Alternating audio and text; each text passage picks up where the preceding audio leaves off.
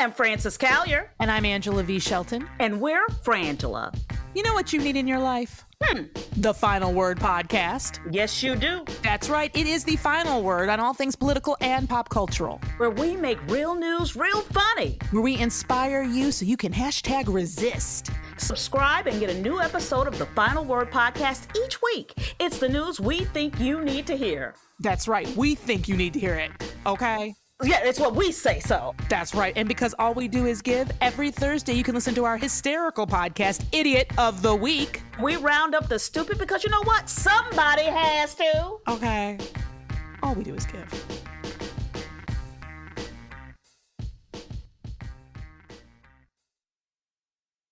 NSW Media.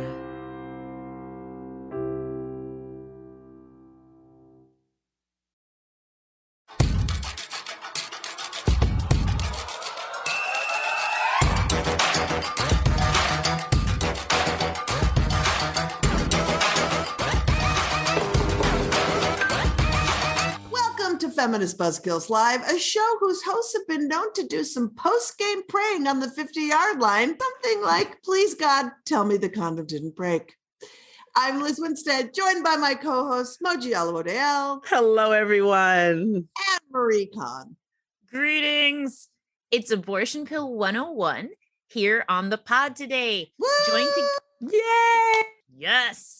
Joining to give us all the basics on the wonderful, magical, life-changing medical marvel known as the abortion pill are Imani, Wilson-Shabazz, and Cece, Caruso from the organization Plan C. Plus, a comedian you've seen on The Tonight Show or on her amazing special, Love Joy, Joyelle Nicole Johnson is here. And for a heaping help, okay, well, are we just hooting? We're just hooting. It's hoot day. It's like the Arsenio Hall show. Did we mention that is one of our aspirations, is to be Arsenio Hall? And for a heaping helping of all the abobo BS, we are here for you. But first, we have sort of like the icing on the shit cake, breaking news out of Oklahoma. And oh my God, it seems like it's tourist season and Oklahoma is bringing the bull. The legislature just passed a Texas bounty style abortion ban that the governor has promised to sign immediately. And here's the catch. It will immediately go into effect the second the ink is signed. So if you're sitting there thinking, wow, didn't Oklahoma just pass a trash ass abortion ban that was the worst one in the country? Yes, you are correct. But that one wasn't supposed to go into effect until August. So Oklahoma was like, the fuck, why don't we get one started now? What I love about this bill, and by love, I mean hate about this bill, and also find confusing, is I was reading some of it and it was like, if you get like accused of doing an abortion or paying for an abortion or whatever you get accused of, you can't put, but this ban is unconstitutional as your defense, but this ban is unconstitutional. So I'm just like wondering, like, did I miss this? I'm not a lawyer, but did I miss this? Like how? I think the how is the same as the Texas law, right? Because it's a civil. It's people bringing cases against other people and not against the government. So that in and of itself seems, I'm not even really sure that I'm even that's constitutional. I'm like, yeah, right? Like again. Yeah. Why is that? Why is it constitutional for some rando to just like bring a case against you and do it? I don't know, but I do know that they are confusing the legal system so profoundly that Oklahoma's jumped into the fray. And also adding this and the bill takes effect immediately piece is what we just saw in Kentucky when they were like, let's create a whole host of laws that can't be implemented. The clinics can't implement them. The state doesn't even have a mechanism to actually enforce the law, so that it effectively has to shut clinics down because they can't comply. So that immediate thing is the next level of garbage. From a practical supports perspective, that a lot of Texans are traveling to get abortion care. So Oklahoma, and that's messed up. Like we should be looking out for our own communities that are here and not forcing all of this to begin with. And Oklahoma politicians have seen that, and they're like, they want to double down on everybody, their own people that are fleeing to get care there from other states. The cruelty of this is so awful. And 6 weeks before you know you're pregnant, basically 6 weeks. Oftentimes people don't have any idea. You missed maybe a cycle for 2 weeks. I mean, it's really a 2-week ban. Because it's basically a 2-week ban. Yeah. No one knows they're pregnant before 4 weeks. It's not a thing. We don't have the technology for that. Also, as the resident fiscal conservative, I just want to point out that defending unconstitutional abortion bans is expensive for the state. So like Oklahoma is signing up to spend a lot of money that I don't know they could spend on abortions. I know. to pay lawyers instead. It's true. And, I sort of half-handed mentioned the shitty, no good, very bad law that goes into effect in August. But if you weren't paying attention to the details of the latest law that they signed off on in mid-April, it is a ban on all abortions with an exception of saving the life of the person who is pregnant. It is $100,000 fine and up to 10 years in prison for the person who provides the abortion. So that could clearly mean if you were self-managing your own abortion, the state sue you for trying to manage your own abortion, which we'll be talking about self-managed abortion later in the show. But so that draconian law goes into effect in August. And the fact that they literally said, you know what, oppression is so fun. Why wait? Let's just get something on the books now, because if you have a legislature that will pass a law that is so fucking awful, like the one that goes into effect in August, why wouldn't you just say, hey, let's kind of just change some words around, add some more oppression, and add the word goes into effect immediately so that we can just get started. Let's get the oppression party started. Yeah, it's really callous. It's just really like callous and cynical and just, I think fucked up is fucked up is the technical term. It's true. And I think, it's basically, I think that we should just stop calling Oklahoma, and we should just call it LAHOMA, because it ain't okay. But before we transition to the next story, I just want you to know that there is a challenge to the law. I think Planned Parenthood is bringing a challenge to this law. It is not sitting idle. People will be challenging the law. So we'll just see what kind of kangaroo court system it's going to go through and to see, it's just basically a test to see if we have any rights left. So that'll be interesting. But also, I'm going to toss it over to Marie, because you can have all the abortion bans you want, but this story that Marie is going to bring to us, talks about if people don't know how to do a procedure, isn't that, I don't know even where we go at this point, right? Fact, Liz. As the old saying goes, those who can't do teach, and those who can't teach gym.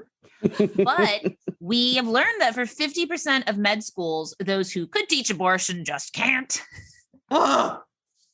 It's really, really depressing and dismal. A study came out last week highlighting the obscene data that 50% of med schools either don't offer training on abortion at all, or if they do it, it's a single lecture. So a procedure that we know 1 in 3 women, 1 in 4 individuals will need to undertake in their lifetime, and which anyone needs to consider while pregnant. You might be on a few lecture slides. The numbers also are startling, with 70% of OBGYN students claiming they got insufficient training on abortion, and 90% of general medicine students reporting the same. And we have average age of abortion providers we know across the country being in their 60s. So this is a crisis from just a career planning professional perspective. And there's really no bigger abortion ban than no one knowing how to perform them. I know. That is a fully effective ban. You can't even call a lawyer. Let's gatekeep science, safe knowledge, proven techniques. Let's make it as hard as possible. Yeah. And it's also too, like, it's not only that med students, doctors, we talk a lot about doctors. I think we put a lot of emphasis on physicians when we talk about abortion. And folks need to understand that not only is this about OBGYNs, a lot of states are passing legislation where family medicine doctors, which a good amount of people who are abortion providers in this country are banned from providing abortion. You have to be an OBGYN, which Marie, you talk about all the time, why are we not expanding abortion provision to qualified medical professionals? Yep. Nurse practitioners, midwives, doulas. These are all communities that I know we're going to have a great guest to talk on. We're going to have Plan C to come talk later about the pill process. And that, especially like abortion is not chemical. It's not all these things that the antis throw at us. It's a safe procedure that we do not need to gatekeep like this. Plus, we're just going to ignore the use of herbal medicines and all these safe options that especially doulas and midwives historically have done. Like, we're going to ignore it because it's racist, of course, and we like to do that in the US. But, come on, this is also like, science. Also, Marie, abortion pills are incredible, but they only are really effective up to 11 weeks. And we all know people need abortions much later than 11 weeks. So like, even if you would just say like, we got abortion pills, we're good. Like, we need qualified professionals that can give people abortions for as long as they need them in the course of a pregnancy. And also, I think that this sort of like, because there's a lot of legislation, again, that kind of prevents schools from teaching stuff. And I think this is similar to the anti-CRT legislation that we're getting, where you're saying, oh, if we don't teach you about something, then we don't even have to like make you responsible for it or like aware of it. We can just eradicate change knowledge by just withholding the ability to like take in this information and use this information powerfully. It's really terrifying. Oh, now that you say that, Moji, I am just so convinced that they're going to start saying they're teaching abortion in third grade. And so they have to create legislation to stop teaching abortion procedures in third grade. And then when there's no more teaching abortion procedures in third grade, because they never were, then they'll take a victory lap about it.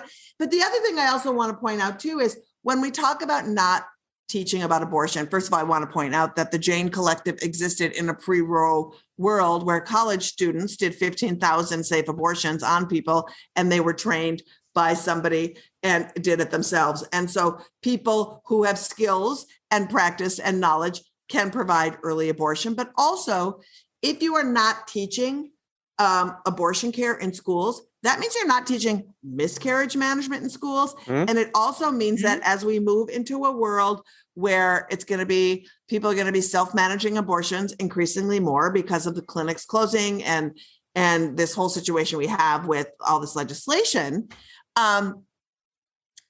who is going to manage the care if somebody self-manages their abortion? And let's say sometimes it happens where you have to go in and have your uterus cleaned out with a D&C just to make sure that your uterus is empty and that you don't get sepsis, right? We need people in those states to be able to do that in every state. We need people to know how to do that. And so it's so profoundly awful. And I know we were talking about the fiscal conservative Moji was talking about what that means for tax dollars and state-run hospitals and medical schools having their tax dollars threatened at the thought of providing abortion in their schools.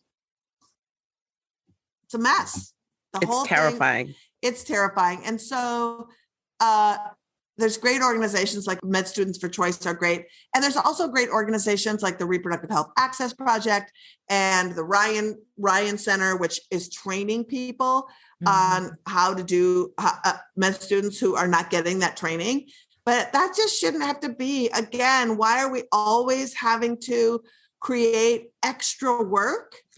When it should just be available? If you want to provide care, it should just be available to be able to do that. If you're going into the field of medicine, it's really just outrageous. It's also, and I just want to get into this, it's also the way that abortion providers are stigmatized, right? Like it's fine to sort of say we won't teach basic reproductive, like full spectrum reproductive care to people, OBGYNs who are going into reproductive care, if you're just going to decide that like abortion providers are a second class of doctor. I mean, I love that point, Moji, and I'm so glad you said that, because to me, that may be the most important point, is to stigmatize abortion doctors who are providing life-saving care, bringing people back to a path of their own destiny and self-determination. and to say that your practice of medicine shouldn't be taught because there's something wrong about it is really a mess. You also are bringing the not good news at all in just bad it's getting. What I'm bringing is not good news, but not new news, right? I'm actually just inviting the lamestream media to the party we've been having. We've been yelling about how blanket abortion bans was the end goal for like Republican legislatures, but it's only taken a decade for everyone else to like catch up. You know what I mean? Mm-hmm. Like we've been watching and talking about it and trying to podcast and trying to yell and trying to tweet about, states passing stupid ass, unconstitutional ass, cruel ass anti-abortion laws. And the publishers around the country have just kind of twiddled their thumbs about it. Right. Until now, until like probably the last like 2 months, but also, can I just say too, that also they think that they've thought of it.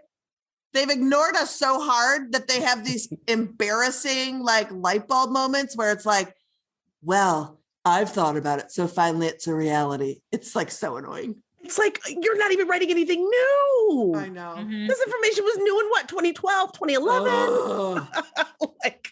And it's like, and it's so funny because like the level of cruelty that they're pulling on is like, it's great, right? Like once upon a time, anti-abortion or legislators or Republicans would be like, I'm against abortion, but rape and incest, we want to make sure that people who've been victimized can access, healthcare or like, I don't know, what's the other thing they're doing? Fetal personhood. Like now I'm seeing these breathless articles about fetal personhood. And it's like they've been passing fetal personhood laws. There are fetal personhood laws on books in state right now, right? Like it is wild. So anyway, whatever.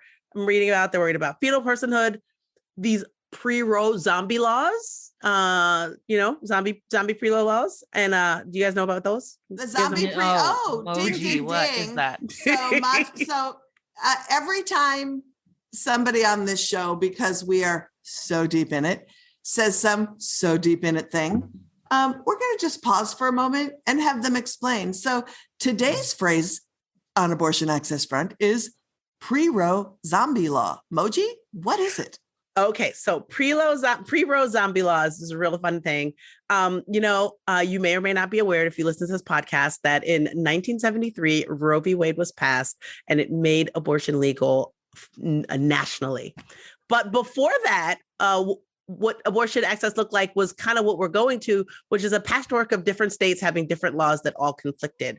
And so some states had these anti-abortion laws, but the minute that Roe made abortion a constitutional right, all those laws just kind of became useless and unhelpful and basically unusable. And so obviously they've been ignored, but people never did anything about it. They were like, oh, we have Roe, we're going to have Roe forever. That's great.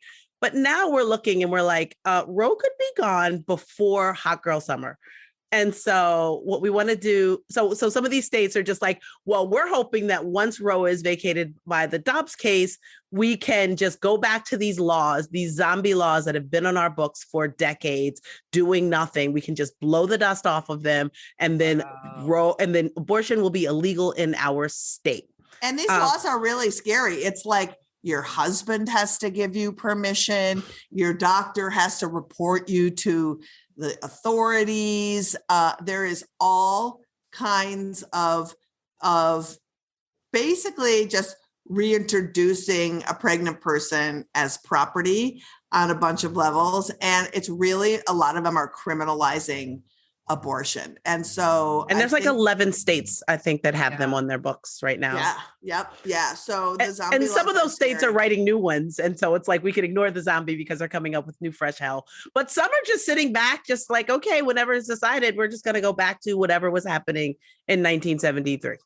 And I also think it's good, like, if you want to see if your state has zombie laws, I would highly recommend Googling to see if your state has old ass abortion laws on the books that just sat there. And that might be a way that you can activate with your friends and calling up your state reps and saying, you got to get this thing off the books. Like, this is bad news. Yeah, I agree. In Michigan, the governor right now, like, that's a state people think, oh, this, especially as a Midwestern state, abortion's okay here. It's not.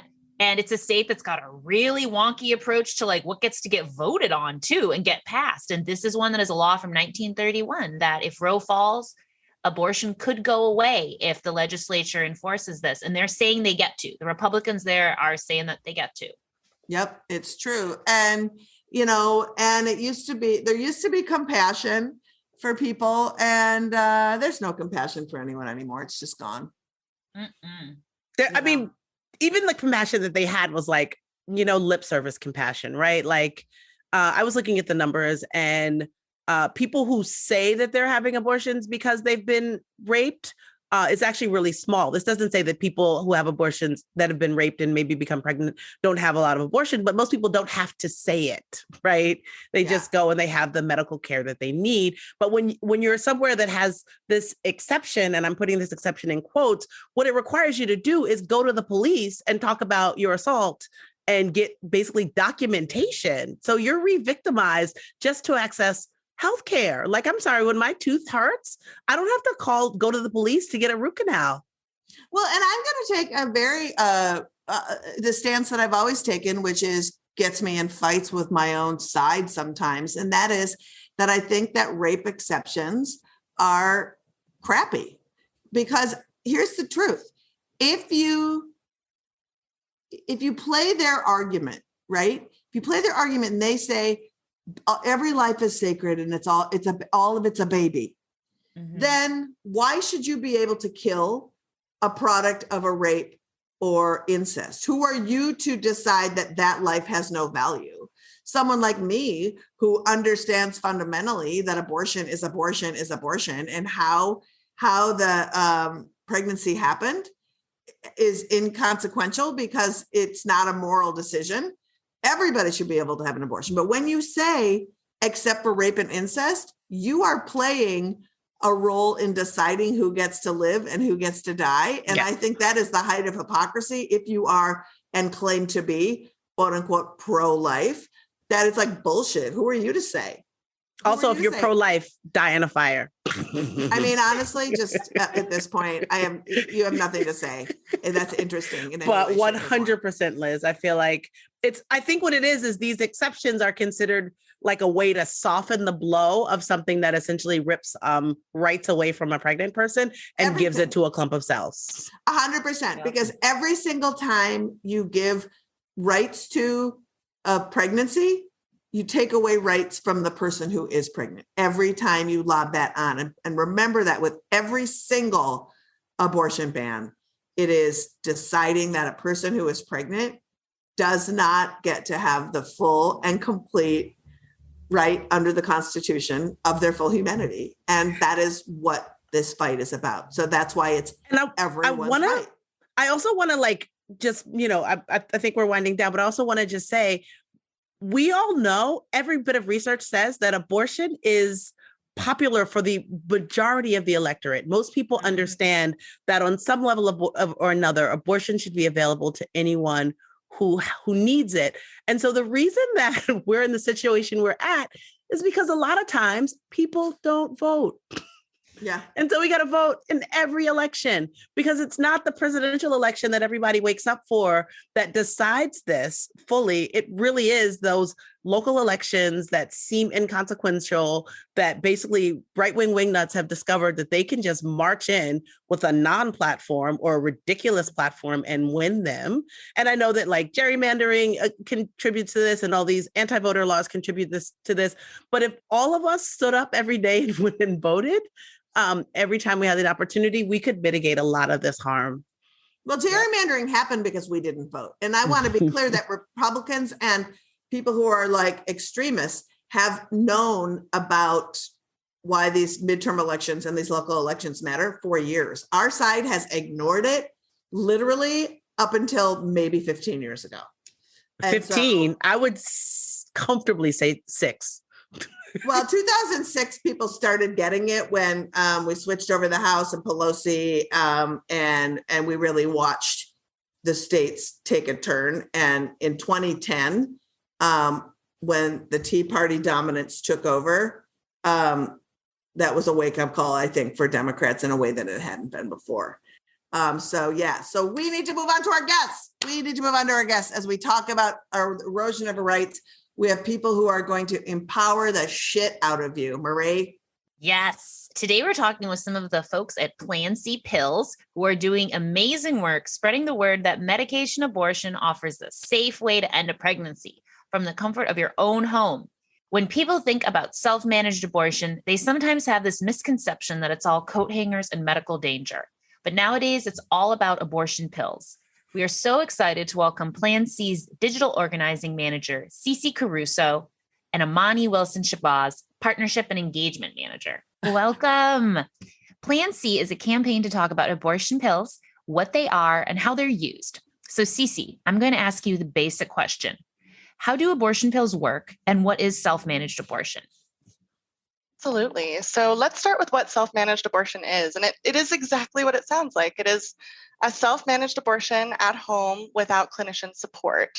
So people have been self-managing their abortions since the beginning of time for much, much longer than any of us have been around. This is nothing new, but new technology like medication abortion, mifepristone and misoprostol, has made it even more safe and even more effective and more widely accessible than ever before. So Plan C and our campaign focuses specifically on medication abortion, and we narrow our scope to that, but we also want to make sure we acknowledge the very extensive cultural history behind, herbal self-managed abortion, as well as self-managed abortion using menstrual extraction devices. It can look like a variety of different things, but we focus on mifepristone and misoprostol, which are two amazing abortion pills that can induce the termination of a pregnancy at home safely. It's safer than Viagra, safer than Tylenol.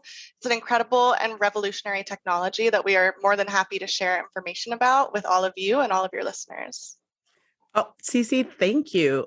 Imani, it is astounding how few people know about abortion pills. I recently read an article where a pregnant person said they found out about abortion pills while Googling how to use a hanger to self-manage their abortion in this time. So clearly this hanger narrative is pervasive and harmful.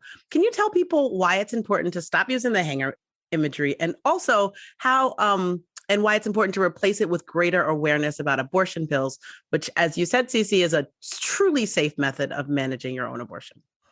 Yeah, of course. So obviously the hanger imagery has been around for a really long time, and it definitely does come from a place where people didn't have the same options that they do now, and they were really using these desperate measures to kind of take control over their own bodies. And so we are in a place now where we are very fortunate to have so many technological and medical advances to make this process so safe.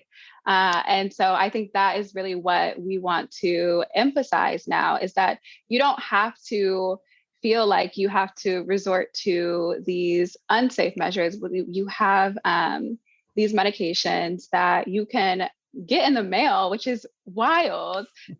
And you can take these pills at home, and they're over 90% effective, and the complication rate is so low that it's a really great alternative and a really great method to promote if you are interested in self-managing your own abortion. We keep running into people not knowing about them though. Do you guys find about them? Do you guys find that also? Yeah, actually, that's one of the biggest misconceptions, I think, when we talk about abortion pills, is that people just don't know that they exist. And it makes sense. I think that there has been so much noise in this abortion space trying to just make sure people don't know what options they have and to make it hard for them to access them, that this one kind of just slid under the radar for such a long time. But it actually has been approved in the US since 2000. And so it is now kind of steadily growing in terms of how popular it's becoming.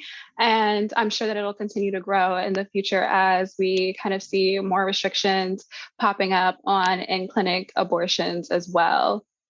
One of the things, Imani, when we talk about accessing abortion pills online, just like anything else, if you don't know what to search for, a lot of horrible organizations and people will co-opt a narrative, which is probably also certainly true about abortion pills, right? So can you tell folks, when you're looking for abortion pills online, like how can you safely look? What should you look for as red flags to like places that aren't like reputable places or anti-abortion people spreading lies? Like, talk a little bit about like what that is, how to find them online safely. Yeah, I mean, so crisis pregnancy centers are definitely becoming quite a force to be reckoned with. And they do co-opt a lot of medical language to kind of get people in the door. And if you do kind of end up in that space and going in, they definitely won't be able to really offer you any actual like medical services. They might be able to offer you an ultrasound, but like that is about as far as their actual like medical practice can go.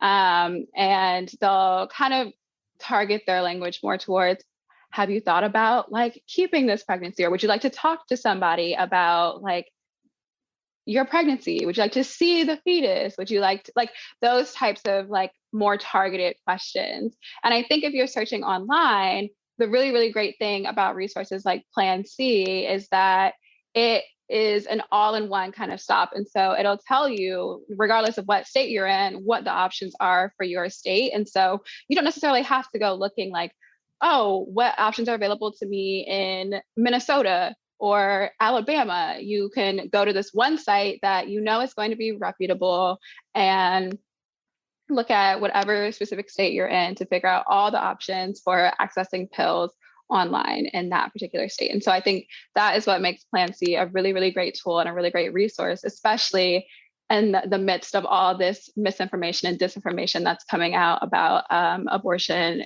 that's being spread by these crisis pregnancy centers. Well, and that brings up, that's like one way, right? And as we've been like looking at Kentucky passing this like draconian law about all the ways that someone who administers abortion pills through the mail has to go through this rigorous state reporting, and Texas saying you can't have abortion pills after 7 weeks. So talk a little bit about, are abortion pills available to you no matter what state you live in? Or, and if they're not, is there a way to access abortion pills in a place near you? Yeah, so that's actually a really great question. And accessing abortion pills. So in about half the states, getting abortion pills can really be as simple as just booking a telehealth appointment with a local provider, and then they'll just send you the pills a couple of days later. But you do have this other half of the states where access is really restricted. But even in those places, people do still have options. And so there are organizations like Aid Access, which is an international human rights-based organization that offers low-cost abortion pills to people specifically in restricted states. There's also options like international online pharmacies. There's so many other creative ways to access pills like mail forwarding. And so all of those options are listed on the guide. And so you can kind of see all of those options for people in restricted states there. And that is really useful. But so in long answer short, people in restricted states can access pills online. It just looks a little bit different than it would if you were in a non-restricted state. And Plan C is a place where if you're like, I don't know what to do, Plan C will help you figure out how to navigate that safely and correctly for where you live. And that's, and I think kind of going off of that, because I think one thing that people are really worried about in those restricted states is the idea of criminalization. And so we at Plan C, we definitely don't think anybody is doing anything wrong when they are self-managing their care, but criminalization does happen. It has happened before. And so we do want people to know that there is a potential legal risk to obtaining pills outside of the mainstream medical system. And that risk can be particularly compounded for low-income people of color. And so we want to make sure that on our site, we are providing people with all the information and resources they need to make the decision that is best for them. And so that's why we uplift resources like the If, When, How Referral Legal Hotline as well, which is a free legal service where people can go to talk to a professional, legal professional, to understand the specific laws and risk in their particular state. And then they can help them make a decision that is like best for them, knowing all the things that they could possibly need to know about it. And so we definitely offer, yes, all the pills, but also that kind of other support system and services that people might need in making this decision. Thank you so much for that amazing swath of information. I'm especially struck by the fact that you talked about how the abortion pill has been legal. It should have been available in the US, like on much more open of a level. It's been around since 2000. Anti-abortion extremists put out so much BS about abortion pills. And I was hoping that you could set the record straight on some of the biggest lies that surround them as well, that you see that people think or people have been told and encounter. Yeah, so there are definitely quite a few misconceptions that have been pushed. I think one of the bigger ones that I see is that they will affect future fertility. That I think is one that people are kind of putting out there, which is not the case. Mifepristone and misoprostol, they do not last in your system that long. Honestly, after the whole process is over, a day or so later, it's going to be out of your system and it's not going to have any effects on any future fertility or pregnancy. And so that's definitely not something that you need to feel concerned about if you are going to pick this particular option. And I think that the other thing, which is coming up a lot more recently with kind of the rise in crisis pregnancy centers, is that abortion pills are reversible, which is particularly, I escort at an abortion clinic and folks yell that at the patients all the time. It is so confusing. Like going in, it's confusing. They're like, what are you talking about? And then coming out, they're like, oh, I just paid for this. What are you talking about?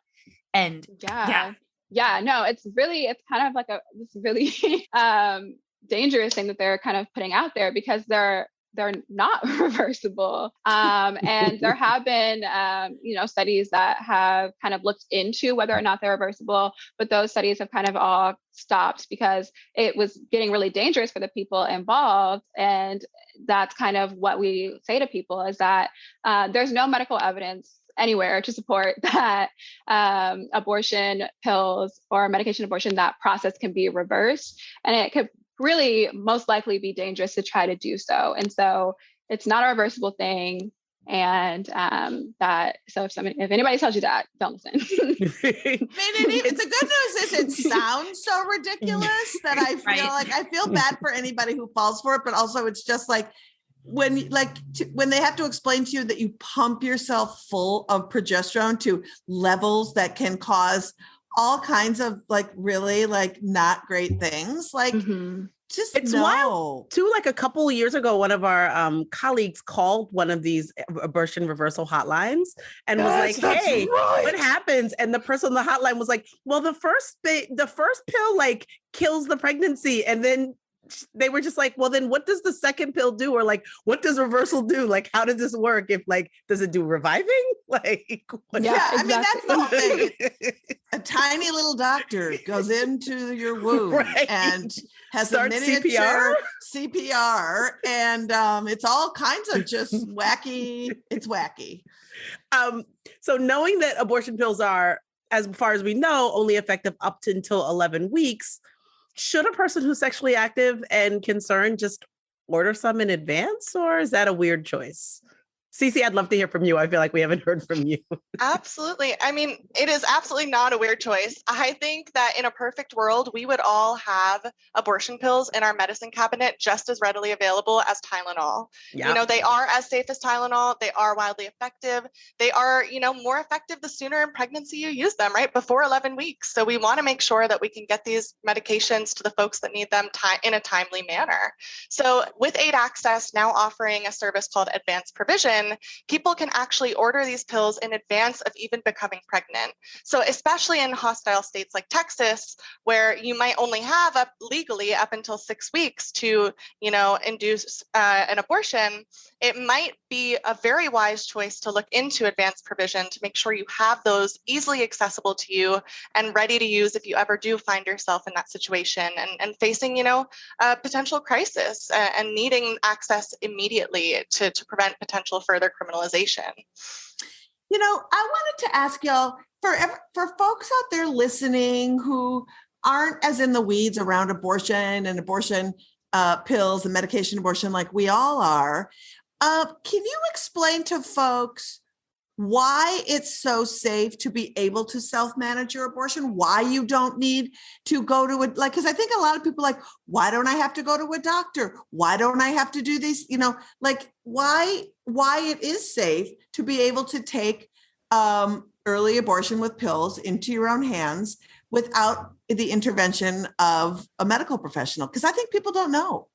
I don't know which one of you wants to take that. Sorry, because it just popped up into my head. Like, I wonder what people are like, is that safe? I mean, absolutely. So we talk with our provider coordinator at Plan C Pills, who herself is an abortion provider and provides telemedicine care with abortion pills. And I mean, she just drives home the point that it is incredibly safe. If you talk to folks over at the Miscarriage and Abortion Hotline, they will share that most of the clients they speak to follow the typical clinical course of an early abortion or, the management of an early miscarriage. There usually are not complications that require any kind of emergency medical care that they have seen. It's incredibly rare. The chance for medical complication before 11 weeks of pregnancy using these abortion pills is less than 0.25%. So again, they are incredibly safe to use. And in the first trimester of pregnancy, you can usually date the pregnancy, so you know about how far along in the pregnancy you are. That's pretty doable. You don't need these ultrasounds or these extra medical tests that are entirely medically unnecessary in most circumstances. They really are incredibly safe technologies, medical technologies that should be known for their safety and efficacy. We can self-manage, and we always have self-managed. Mm-hmm. So it's just an incredible revolutionary moment that we're seeing right now. And I wanted to ask one more thing. I'm sorry. Go ahead. No, I was just going to say, to add on to that really quickly, even if you were to go into a clinic in person to get abortion pills, they might give you the first pill in person, but because you have to take misoprostol 24 to 48 hours later anyway, they're going to send it home with you, and you're going to do the second part at home anyway. And so it's like, it's already being done at home. So, Right. Absolutely. Yeah. I'm going to set up a scenario that's kind of crazy, but I think you're going to have an answer for me. So let's say I'm not me, because I use my uterus for storage now. Like it does zero things. But so let's say I'm traveling, right? And I get abortion pills in another country and I can't read the instructions, or let's say I got them over the mail, like it's great, whatever. And I threw the box away and I have my pills and I'm like, oh my God, why did I throw the box away? I'm not sure what to do. Is on the Plan C website, is there, or where can one go if they needed to read instructions on how to administer the pills? Oh, absolutely. I mean, the Plan C Guide to Pills is an incredible place to start. We can direct you to amazing resources like the Miscarriage and Abortion Hotline, which has an incredible infographic on the front page of their website that explains in depth how to use these pills. You can also go to howtouseabortionpill.org, which will walk you through step by step the process to use these medications. It is a quite simple process. There's not too many steps involved. It's a little difficult to mess up. So you can definitely find this information online, readily accessible to the average person, and you can start by accessing the Plan C Guide to Pills. You guys are so awesome. Oh my gosh. We realize that you guys have a fellowship coming up. Can somebody talk to us about that and tell us what it is? Yes, I would love to. Okay. So it is our first creative fellowship that we are offering through our Ambassadors of Information program. It's a fellowship program that allows folks with creative ideas to shift public perception about medication abortion, to really see their ideas through implementation over the summer. So these ideas might look like community murals, they might look like days of action, podcasts, video series, anything that you have in mind that will help shift public perception of self-managed abortion, and that will really speak to the nuances of criminalization and the risks that people face when accessing these pills, and the importance of them in this current moment and this current crisis that we're facing. If you have an idea that you are looking to get off the ground, we are here and ready to support you through that. It's a funded fellowship. You can receive a grant up to $2,000. The deadline is May 14th, and you can find out more information on plancpills.org/AI-summer-fellowship. Fellowship. And we would love to see your incredible creative ideas and really start pushing the movement even further in the direction of increased abortion access for all. Ooh, I love it. We'll put that crazy URL in our show notes. Thank so you. Don't worry. Much easier. Don't worry if you didn't get it. Don't worry if you didn't get it. We got you. Also, Marie was like sharing with us that she saw your ads in the New York City subway. Oh yeah. English and Spanish. The ads weren't defaced. I was like, oh, people are leaving this here. People are respecting this. It made me so happy, and they're so clear and like they destigma. Like I know it's New York, and in New York you like are like, oh yeah, people do that. People care about that. These should be everywhere. Yeah, I know. It turns out that the Catholics haven't done anything to him. Like that's crazy. Imani and Cece, thank you so much for stopping by and talking to us. You can all get involved with Plan C and help spread the word about abortion pills by following Plan C at Plan C Pills on TikTok, Instagram, Twitter, and Facebook. And you can get Plan C stickers and flyers for local distribution at www.plancpills.org/stickers, or go to the link in our show notes. That's right. Thank you so much. It's always so good to feel like somebody just put some power back in your hands. I love it. All right. Transitioning now to one of my favorite segments on the pod, 6 Degrees of Abortion. It is a simple segment. Marie and Moji pick a story from the week that is not related to abortion in any way. And I have 6 shots. It's like the abortion wordle. I have 6 guesses to tie whatever they throw at me to abortion. What you got? I think we brought our A game this week, Liz. I feel like we got A game. I'm going to make some notable exclusions in that I'm going to name 2 states that you cannot use in this story. No, you can't tell me what We're taking the approach of declaring what's unconstitutional also in advance. Exactly. You can't say like you have all the guesses, but you can't guess. You can't say certain things. That's insane. You are setting up rules I did not agree to in advance. I'm sending my second in to negotiate before the duel. This is an outrage. I'm going to do a workaround because you know me. All right. So some lady in the United States bought a pregnant donkey. Pregnant donkey? A pregnant donkey. She bought a pregnant donkey. And after she bought the pregnant donkey, she noticed that What's a donkey? A donkey is an animal. It is a 4-legged animal. A donkey. You're saying donkey. Donkey. Donkey. We have, you know what? You guys say things different in Missouri. I mean, in Minneapolis. Okay. So woman buys a pregnant donkey? Yes, she buys a pregnant donkey. And then the donkey has a foal. That's what they call the babies. And the foal was half zebra. It was a zonkey. It had zebra legs and not zebra body. It was wild. And so I need you to somehow link zonkies or donkeys to abortion. Or zebras? Or zebras. Why not?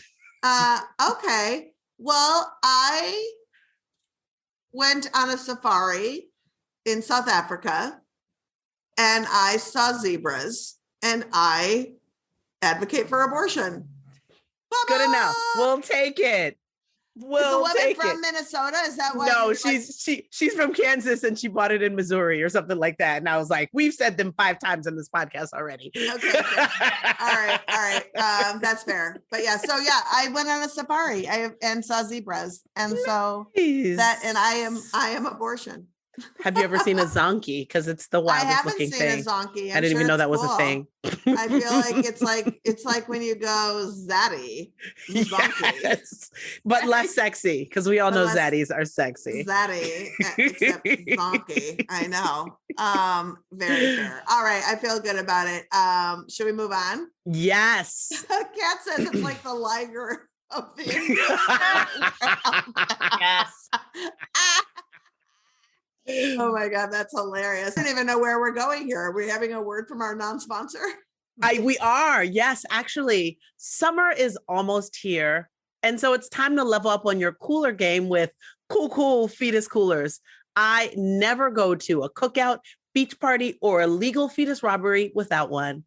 Cool fetus coolers are fine for sandwiches and sodas, but are specially designed for activities that make you say, cool, like stealing aborted fetuses. Whether you have 5 or 115 fetuses to hide, cool fetus coolers got you covered. Cool fetus coolers. Sure, you could throw some beers in it, but it's really a Yeti, but for people who keep stolen fetuses at their house. Cool. Get 10% off any size cool fetus coolers using the promo code fetus cooler. Super cool.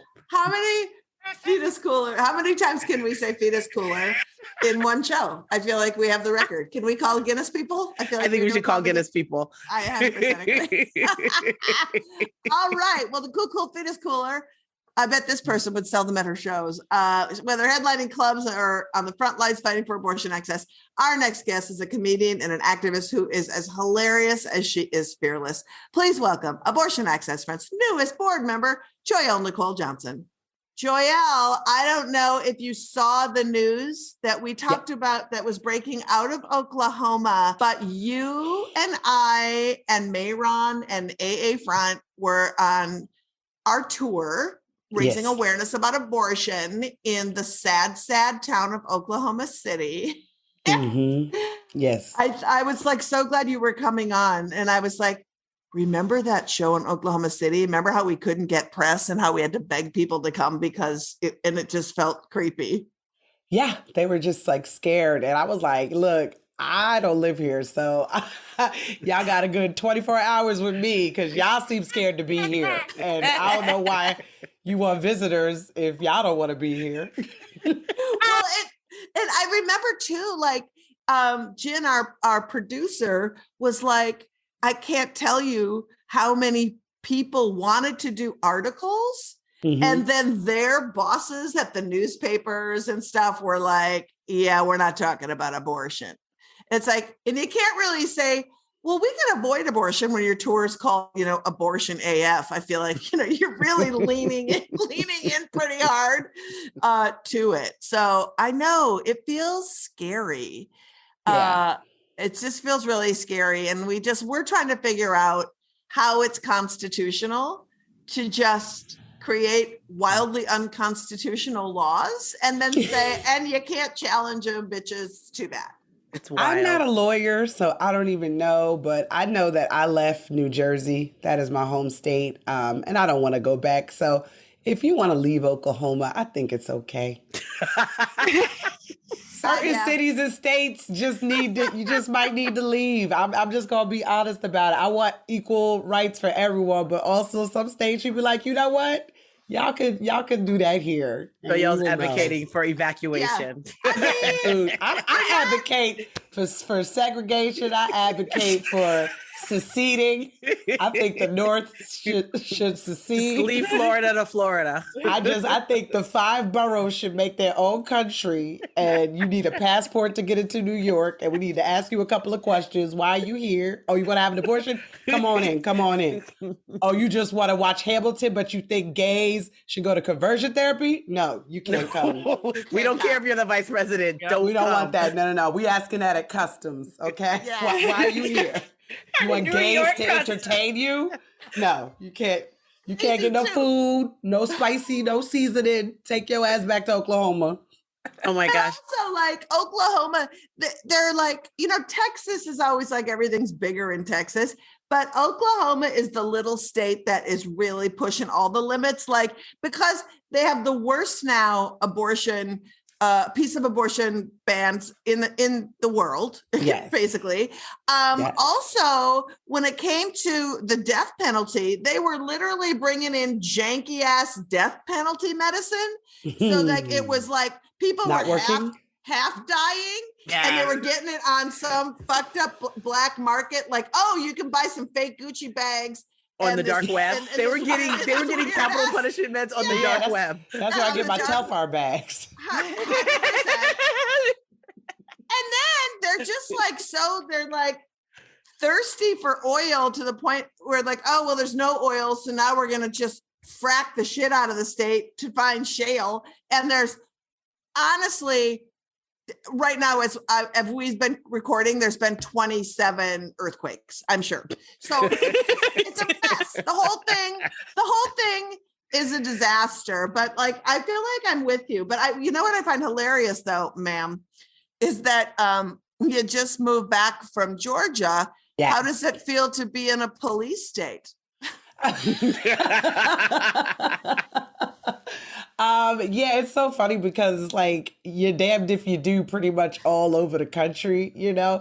So I'm in Georgia, but I'm in the blue pocket in the middle of straight up red states. Like it's the reddest area. And I realized in my area of Atlanta, people couldn't put up Trump signs because it was too liberal or too gay there. So they would just put up an American flag. And that's how you knew. You'd be like, see that house right there?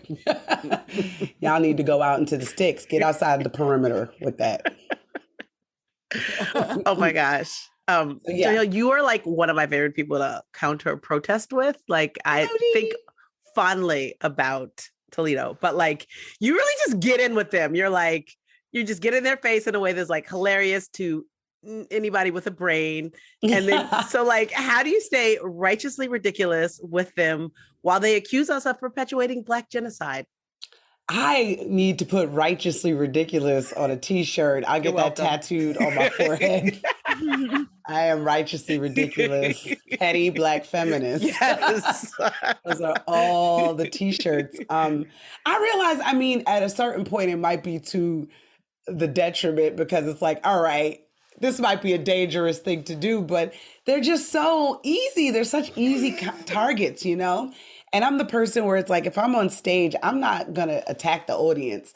But if you heckling, I will get you. I'm going to get you. So if you heckling a woman going into a clinic, I will come after you because you started it. So it's just, I mean, endlessly easing for me because I know that hopefully that is helping, you know, a woman who is trying to get the service that I've already had and had without a problem, without having to deal with hecklers. Because New Jersey. Yes, because New Jersey, which has so many issues. I mean, all these states, this country is wild. I know. My favorite joke about New Jersey is why is there more super fun sites in New Jersey than there are lawyers? Super fun. What is super fun? It means your shit's fucked up. It's like they're like the creme de la creme of environmental like catastrophes. Yeah. They're like such an environmental catastrophe that like the federal government is like, that place is fucked up. A super fun site. And Listen, then like the Gowanus Canal. Yeah. I don't keep up with Jersey. I don't even know who the governor is. I don't. I go through that. I visit family. That's about it. I pay the tolls. I pay all of the tolls. You know, that's really big of you. That you pay. I don't have a choice. I know. What is going on and what's up in your life, Joelle? You just did a comedy taping that is out. It's there for folks to see on Peacock. And you just came back from Texas as well. You were doing comedy there. I was doing comedy in Austin that has been colonized by the cucks. Here's the thing. Oh my God. Austin, baby. I don't know if I'm coming back. Your city was fun. I see y'all trying to stave them off because they want to keep Austin weird. And you see the people that are trying to be like, we want to stay weird. But, you know, Twitter Elon Musk lives there. And yes, the Twitter man, he has brought a different energy to that city. And I was like, I feel like this city used to be cool, but it's starting to go to the next. For example, okay, so I had an interaction at the bar with this white boy. It was amazing. I was about to get on stage and the show was about to start. And I was like, oh, like, who do you work for? And he was like, the NCAA. And I laughed because I said, oh, I thought you said the NAACP. And he goes, you think I work with animals? What? No. Wait. No. And I paused, and in my head, I was like, what the fuck did you just say to me, white boy? But then I paused and I was like, oh, did you think I said ASPCA? Oh my God. No, The ma'am. best interaction that could not have happened in a whiter place. I mean, Austin, felt like a hate crime, but it was just a misunderstanding. Yes. And Hate crime, but just not knowing national acronyms. oh my gosh. He was like, yeah, There's that's a the lot. organization with the animals, right? I was We're like, like, nah, dude. just the Black people. Oh my God. ASPCA. I mean, I don't know. Austin used to be one of my favorite cities, and now it's got the trifecta of Elon Musk, Alex Jones, and Joe Rogan. Yeah, Like, y'all could keep who that. even allows that Bermuda Triangle to exist in Austin. the world? Austin about to be a sundown town. Listen, y'all, it's going to be sundown for women, sundown for Black people. It's going to be Already sundown for abortions. hello, sundown for abortion. So listen, do that. Y'all can have Texas and Oklahoma. I think they should be able to look, all you white boys that want to say the N-word on stage, go to Austin and just yell it into the void. Y'all can do it. Y'all can do it down there. It's a safe space for y'all. I'd rather give them the Grand Canyon. They could just be in the America's hole, just yell your shit into America's hole. Because, Joelle, here's an interesting fact, is Texas has 10% of the women in America of reproductive age. And so that's intense when you think about how that has affected so many people. And now with Oklahoma, as we all know, like half of the abortions that were happening in Oklahoma were literally people who were abortion. They were just escaping, trying to find abortions. And now that's going to be a mess too. So it's a lot. It's a lot. I announced I do Sirius XM regularly. And I announced when they were talking about their abortion pills, I was like, if anybody needs an abortion pill, holler at me. I was feeling real altruistic for Christmas. But the only women that got to me were too far along. And they were also in states where it wasn't legal. So I would have had to get the international one sent to them. And I was like, by the time it gets to you, you're going to be too far along. And one of the girls had 4 kids and she was a single mother. And I was like, what no one needs is a 5th child as a single mother. And she was in Texas. And I just felt so bad because I wanted to be like, so I sent her all the information. Marie helped. Yay! Yeah. I know. Yes. It's so, and that's the whole thing as we move into this new landscape of post-Roe panic and what we're going to do, when it takes people longer to raise the money, find a place to have the abortion, they are going to be far along. So we're talking to people from this really cool organization called Plan C, and they were like, you know what? Order up a medication abortion and keep it in your house. Yeah. Yeah. Advanced provision. Yes. Advanced provision. Do Sometimes advanced insurance can provision. even cover it too if your insurance is halfway. If they're So Joelle, your next giveaway, just be like, yo, who wants to have abortion pills to keep around? To just I'm paying. I can order a bunch and then I can send them to people. We are not the resource for you that. know what? Also, let's not co-sign on that because unclear. But I'm just saying Unclear. that unclear. Not co-signing or not saying it's a bad idea. No, Just the saying, AAF is not behind Joelle's views. our board member Joelle Johnson, newest board member Joelle Johnson. Hey Joelle, Ixnay on the giveaway. Abortion pills On the giveaway. gay away. I think that is absolutely so what's coming up for you besides we're so excited we have the White Boy Comedy Show that I can't believe it took us, we've been around since 2015 and it took us till 2022 to just call up white dude comedians and be like, look, just stand on stage and raise money for us. You've never paid for birth control. You owe us. Let's do it. And so the good news is a bunch of cool guys said yes, but I really want to push, their limits and the limits of all of the White Boy fans that will be in the audience. We need to get every penny out of them, bless their hearts. I remember 2015. I feel like your hair wasn't gray. No, my hair was brown. My hair was brown. I got my grays in the middle. I remember 2015. Remember when we were sweet, innocent children? Well, no, I remember 2015 because we were before we launched, we were at my apartment every Sunday. I was cooking food, and it's a bunch of comics sitting around a table trying to make videos for abortion. And then look, here we are. Now we're just trying to save people's lives, and you're becoming a superstar. It's all working out nicely. Oh yes, I cannot wait for the Bro versus Wade show. It's one of my favorite places in New York City to perform. So I know. The Bell House, and it's sold out, but we do have some VIP opportunities. Since you didn't grab a ticket early, you can have a meet and greet and get a couple of tickets that will be releasing up on Charity Buzz. So if you're in New York and you want a special experience, that's going to cost you way more than it would have if you bought tickets a week ago. That is on you. It's also super fun. Joyelle, we love talking to you all the time, all the things, all the where.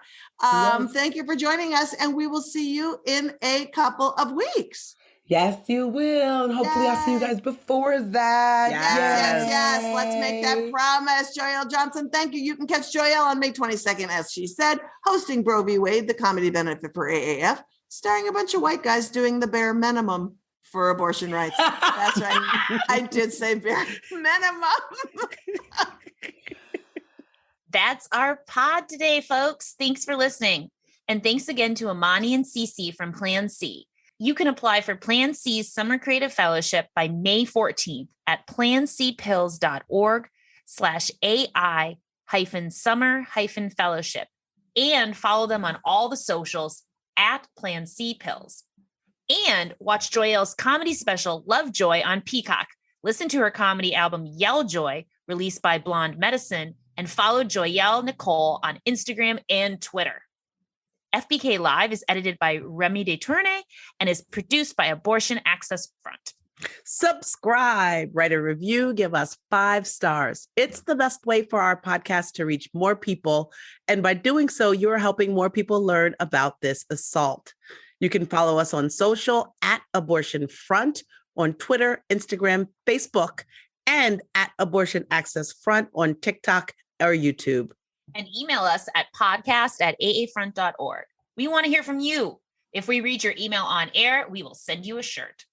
That's right. Event plug, activism alert. Hello, everybody. Can I get some woo-woo-woos? Thank you. That was so weak. Save the date, July 17th for Operation Save Abortion. As we are about to enter a post-Roe America, we want people to learn all the ways they can activate Operation Save Abortion. It's a live stream that is not a march. It's your training day. Sign up for email alerts on our website at aafront.org to be notified when registration goes live. And we have a great show next week. We are celebrating AAPI History Month by uplifting AAPI activists and comics. And kicking us off is Roseanne Mariapuram from Jane's Due Process to talk about her incredible work helping young people access abortion care. And from the movie Crush on Hulu, comedian Jess Tom will be here. And lastly, donate, bitches. You can find out all about AAF's work outside of the pod and then drop a few tax-deductible coins in our coffers at aafront.org/donate. And we leave you with a dude who shows his whole tired ass by blaming Amy Schumer and Satan for abortions. If so, hail Amy Schumer, hail Satan. Hail Amy Schumer, hail Satan. Hail Amy Schumer. Hail Satan. We'll see you next week. Hail Satan.